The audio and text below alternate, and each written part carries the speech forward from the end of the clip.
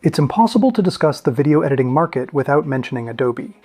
Premiere Pro, After Effects, a $69 monthly subscription, and a system notoriously difficult to cancel. For years, video editing has been, for all intents and purposes, Adobe's world. But that formula is starting to crumble. More and more people are walking away from Premiere Pro. There are no subscription fees, a one-time purchase for a lifetime license. And to top it off, there's a version that gives you most of the features entirely for free. We're talking about DaVinci Resolve. Once confined to TV studios and Hollywood film sets, this software has emerged as Adobe's most formidable competitor. But here's the kicker. DaVinci didn't just build a better program. They began to disrupt the entire market by directly challenging the business model Adobe had spent decades perfecting. This is the story of how DaVinci Resolve began to take down Adobe, at their own game. If you think of DaVinci Resolve as just another video editing tool, you're missing the point. To understand why this software is the heart of the industry, you need to step inside the intense pipeline of Hollywood filmmaking. Film production is a complex web of processes. In the initial rough cut phase, editors use proxy files, low-resolution versions, to keep things moving, often relying on Avid Media Composer or Premiere Pro. Then comes the critical phase, the conform, or the high-resolution swap. This is where those low-res proxies are meticulously replaced with the master files to create the final output. The ultimate quality of the film hinges entirely on the precision of this conform stage. After sound design and music are locked, we reach the highlight: color grading. As featured in Creative Block's article, "What is color grading? Everything you need to know." Color grading is more than just fixing exposure. It's the essential process that defines the mood and emotional tone of the film. DaVinci Resolve reigns supreme in this arena. When it comes to balancing light and shadow, achieving consistent color across the entire film, and capturing that precise cinematic feel, nothing else comes close. In fact, the majority of the blockbusters you've seen in theaters have passed through a Resolve suite. Titanic, The Dark Knight, Gravity, Gladiator, The Matrix, Avatar, Inception, Oppenheimer. It's harder to find a blockbuster that hasn't been color graded on DaVinci. DaVinci has been the industry standard for over 40 years. Back in the 80s and 90s, the DaVinci Classic, Renaissance, and 2K were the absolute benchmarks in color grading. As Digital Camera World recently highlighted in their piece, "The color grading tool used by Hollywood," it remains the definitive system for the industry today. But the landscape back then was vastly different. These systems cost anywhere from $200,000 to $800,000. It wasn't something for the average person. It was an exclusive realm, accessible only to the massive capital of major film studios. But even the Hollywood standard wasn't invincible. DaVinci once stood on the brink of extinction. In 2008, DaVinci's parent company, Icterna, went bankrupt. Ironically, the DaVinci division was still turning a profit, but as the parent company collapsed, DaVinci was put on the auction block along with everything else. Just when the future of DaVinci looked bleak, an unexpected buyer emerged.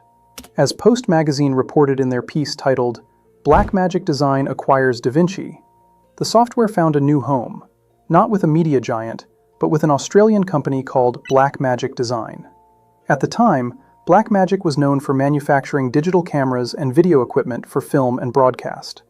While they are famous for DaVinci Resolve today, back then, they were defined by their hardware. The man behind this company was Grant Petty. Grant was a broadcast engineer by trade. "I pour over 10 hours of work into every single one of these videos. We're still a small community, well under 1,000 subscribers, but I'm putting everything I have into this analysis. If you value this kind of work, I'd love for you to join us as an early member." Now, let's get back to the story. He had lived through the frustration of field equipment that was obscenely expensive and overly complex. He made it his mission to build gear that was affordable and accessible to everyone, not just the elite few. This philosophy drove everything they did. Blackmagic didn't rely on outside investors or crushing debt. They grew organically. They cared about the product more than short-term returns for shareholders, preferring to reinvest their earnings back into the company. So, in 2009, Blackmagic acquired DaVinci for around $10 million, a staggeringly low price, considering it was a decades-old Hollywood staple. But Grant didn't just buy a piece of famous software. he bought a vision. He wanted to tear down the walls that kept DaVinci inside exclusive, high-end studios. He wanted to bring expert-grade technology into the hands of ordinary creators. A few years later, the industry started to take notice of this shift. As Red Shark noted in their review, Blackmagic DaVinci Resolve 10, the full rundown. The software was evolving into a platform for a massive new wave of creators, moving far beyond its high-cost, closed system roots. This wasn't just an acquisition. It was the moment the landscape of video editing changed forever.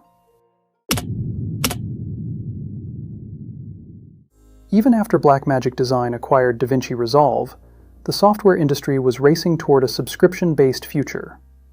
As most companies abandoned perpetual licenses in favor of monthly subscriptions, the era of owning your own tools was fading. But Blackmagic didn't follow the herd. They chose the opposite path, challenging the very direction of the market. At the time, DaVinci Resolve was the premier color grading system in film, but it was locked behind expensive, proprietary hardware. Grant Petty made the bold decision to pivot to a software-centric model. In 2010, at the NAB show, he dropped a bombshell. The new DaVinci Resolve slashed the reliance on dedicated hardware and broke the price barrier. The Mac OS version was released for $995, with high-end options ranging from $20,000 to $30,000. While still an investment, compared to the $200,000 to $800,000 systems of the past, this was a massive disruption to the industry's price structure. Most importantly, it maintained a perpetual license. Buy it once, own it forever. But a few years later, the industry took a sharp turn. In 2013, Adobe ended sales of the Creative Suite and pivoted entirely to the Creative Cloud subscription model. As Ars Technica reported in their headline, Adobe's Creative Suite is dead, long live the Creative Cloud, marking a critical turning point where the software industry solidified its shift toward the subscription era.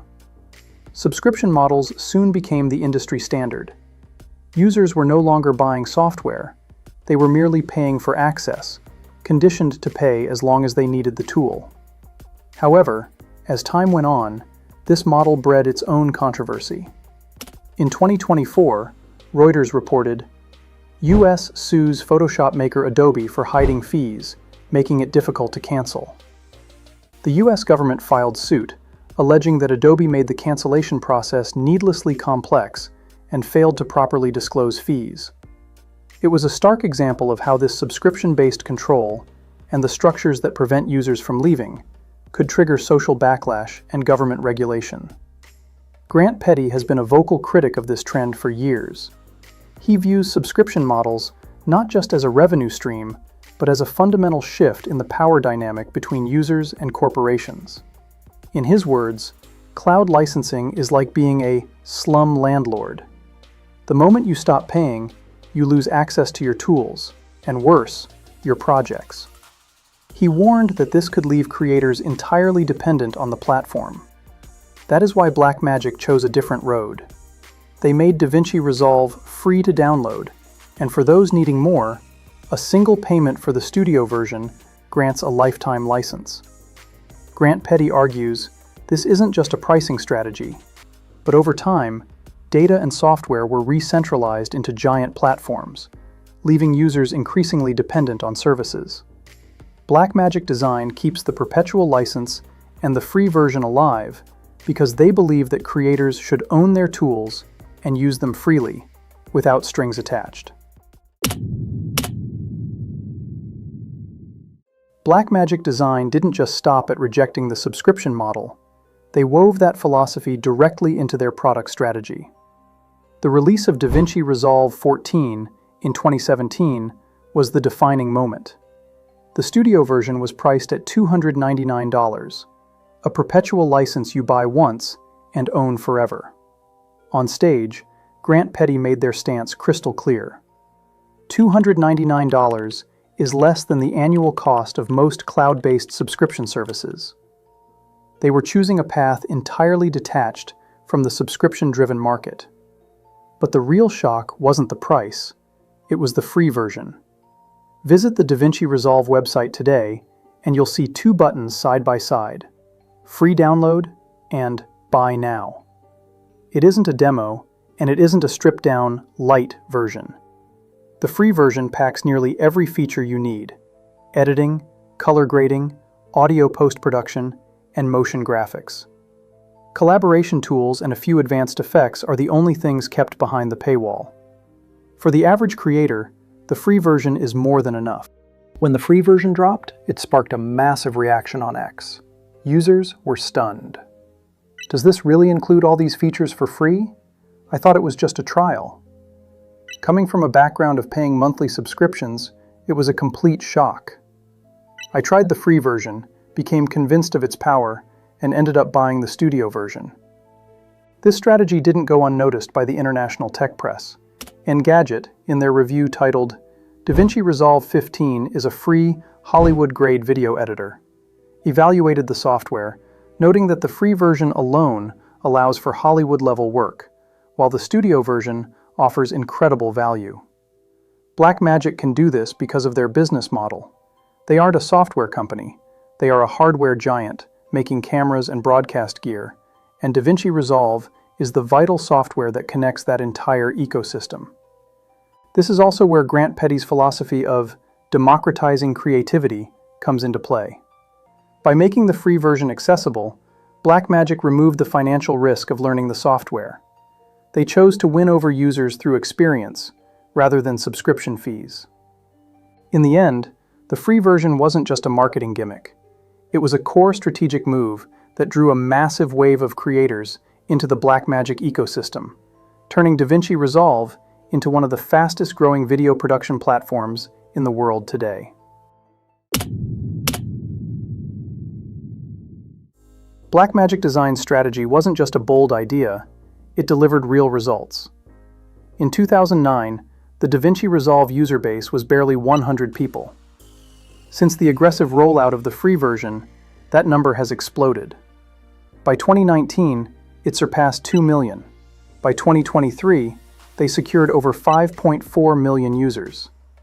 The company has grown steadily as well, cementing its place as a global enterprise with over 1,000 employees. A shift is clearly underway in the video editing market. While Premiere Pro still holds the crown for market share, DaVinci Resolve is widely recognized as one of the fastest-growing editing platforms. Of course, Blackmagic faces its own hurdles. Recently, DaVinci Resolve introduced a monthly subscription option. However, it wasn't a replacement. It was an additional choice. Freelancers and corporations working on short-term projects can opt for the subscription, but the traditional perpetual license remains fully intact. Another variable is the company's future. If Blackmagic Design ever goes public or yields to pressure from outside investors, there is no guarantee that this philosophy will hold. Add to this the scandal over cancellation processes and hidden fees, which eventually led to a lawsuit from the U.S. Federal Trade Commission. Once the undisputed monopolist of the industry, Adobe now finds itself in a position where adding new features is no longer enough to keep users locked in. Premiere Pro remains the market leader, but it is no longer the only choice. The rise of DaVinci Resolve isn't just about the emergence of new software. It is a signal that Adobe's long-standing grip on the market is finally beginning to slip.